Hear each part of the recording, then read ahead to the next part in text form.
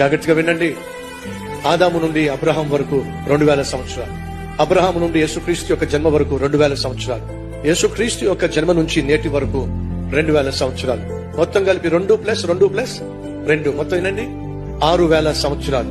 Bible సెలవిస్తుంది, పేతురు రాసిన పత్రిక 3వ అధ్యాయము మనం చదివినటువంటి 8వ వచనంలో ఏముంది? దేవుడి దృష్టిలో ఒక దినము ఏమిటట? 1000 సంవత్సరాలు. ఇప్పుడు 6000 సంవత్సరాలు ఈక్వల్ టు దేవునికి దృష్టిలో ఎన్ని దినాలు చెప్పండి? 6 దినాలు. 6 దినాలు ముగిసిపోయినాయి అనుకోండి. దేవుడు 7వ రోజున పని చేశాడా? పని చేయాలి. 7వ రోజు ఏమిటట? విశ్రాంతి. అనగా ఎన్ని సంవత్సరాలు గడిచిపోయినాయి? 6000 సంవత్సరాలు, అనగా 6 దినములు గడిచిపోయినాయి. అండ్ అర్థం తెలుసా? 6 రోజులు గడిచిపోయినాయి. టైం ఎంత అయిందో తెలుసా మీకు? 11 గంటల 59 నిమిషాల 59వ సెకండ్ మీద సెకండ్ ముళ్ళుంది.